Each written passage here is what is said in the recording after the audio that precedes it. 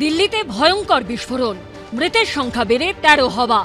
কেন্দ্রীয় সরকারের স্বীকার করে নেওয়া যে বিস্ফোরণ সন্ত্রাসী হানাই ছিল। ফরেন্সিক থেকে স্পষ্ট হয়ে যাওয়া যে চিকিৎসক উমর উন নবীর বিস্ফোরণেই মৃত্যু হয়েছে। আর সেই সঙ্গে ফরিদাবাদের ডক্টরস মডিউলের ভয়ঙ্কর চক্রান্ত আস্তে আস্তে সামনে আসা। একাধিক গাড়ি ব্যবহার করা, গোটা দেশে জঙ্গি জাল ছড়িয়ে দেবার পরিকল্পনা করা, হাড়হিম করা একের পর এক তথ্য সামনে আসছে। আর এই আবহেই জঙ্গি দমনে পশ্চিমবঙ্গে অভিযান চালাচ্ছে কেন্দ্রীয় এজেন্সি এনআইএ। ভুয়ো পরিচয়পত্র তৈরি করে ভারতে অনুপ্রবেশের অভিযোগে ২০২৩ সালে ৪ জন বাংলাদেশি নাগরিককে গ্রেপ্তার করে গুজরাট এটিএস। তদন্তে উঠে আসে তারা প্রত্যেকেই আল কায়দা জঙ্গি সংগঠনের সঙ্গে যুক্ত। সূত্রের দাবি, এজেন্ট ধরে আরো অনেকে বাংলাদেশ থেকে এ রাজ্যে ঢুকেছিল।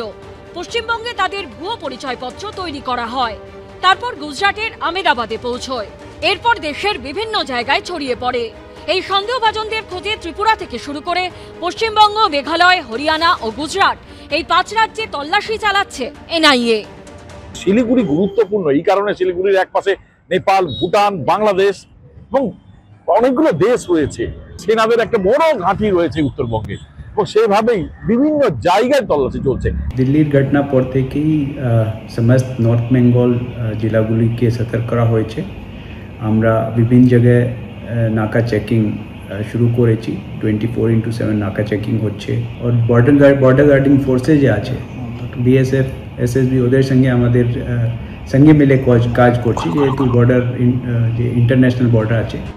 গোয়েন্দা সূত্রে দাবি, সম্প্রতি বাংলাদেশ ও পাকিস্তানের সুসম্পর্কের জেরে ফের মাথাচাড়া দিয়েছে সন্ত্রাসবাদীরা। পাকিস্তানের মদতে বাংলাদেশের মাটি ব্যবহার করে পশ্চিমবঙ্গে সক্রিয় হবার চেষ্টা করছে আল কায়দা।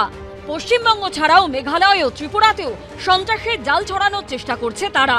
বুধবার শিলিগুড়ির মাঝিগাড়া ও মুর্শিদাবাদের নবগ্রাম সহ একাধিক জায়গায় অভিযান চালায় এনআইএ। মুর্শিদাবাদ তো একদম ঘাঁটি, ওদের মুর্শিদাবাদ তো ঘাঁটি। এর আগে আনসারুল বাংলার ৭ শেখ ধরা পড়েছিল। এই রাজ্যেই তো খাগড়াগড় বিস্ফোরণ। এখানে ইসলামিক টেররিজম পশ্চিমবঙ্গ হয় না, তার কারণ পশ্চিমবঙ্গে এই এক্সট্রিমিস্ট ফোর্সরা তারা মনে করে এটা ওদের সেফ জায়গা। মমতা ব্যানার্জি থাকার জন্য এটা ওদের কাছে সেফ জায়গা। ভোট আসার পরিস্থিতি তৈরি হলেই এগুলোকে নামিয়ে দেয় বিজেপি এবং এনআইএ দিয়ে ডেকে ডেকে বিভিন্ন কেসে নাম জুড়ে দিয়ে বলা হয় এলাকা থেকে চলে যাও। তৃণমূলের সংগঠকদের হ্যারাস করা হয়। পূর্ব মেদিনীপুরে তো ভয়ঙ্করভাবে সব হয়েছে সিবিআই এবং এনআইএ দিয়ে। বিজেপি আবার এই এজেন্সি পলিটিক্স শুরু করে দিয়েছে। সূত্রের খবর, নাশকতার জন্য টাকা জোগাড় ও জেহাদি আদর্শ প্রচার করে নেটওয়ার্ক বিস্তারই জঙ্গিদের মূল লক্ষ্য। ২০২৩ সালে ধৃতদের জেরা করে বাজেয়াপ্ত করা হয়েছিল বেশ কিছু নথি। সেই নথিতে লেখা ছিল স্লোগান এন্ড অফ ইন্ডিয়া।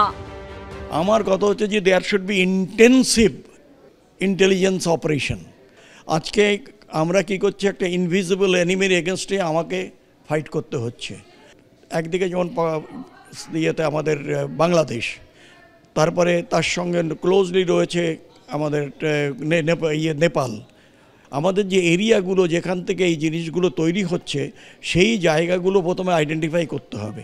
যেই হোক না কেন, in the interest of the nation, আমার মনে হয় যে তাদের ভালোভাবে ইন্টারোগেট করা দরকার। দিল্লি বিস্ফোরণের পর পশ্চিমবঙ্গেও শুরু হয়েছে নিরাপত্তার কড়াকড়ি। দীঘার জগন্নাথ মন্দির ও অন্যান্য পর্যটন কেন্দ্রগুলিতে নজরদারি বাড়ানো হয়েছে। আবির দত্ত, শিবাশিস মৌলিক ও ঋত্বিক প্রধানের রিপোর্ট, এবিপি আনন্দ।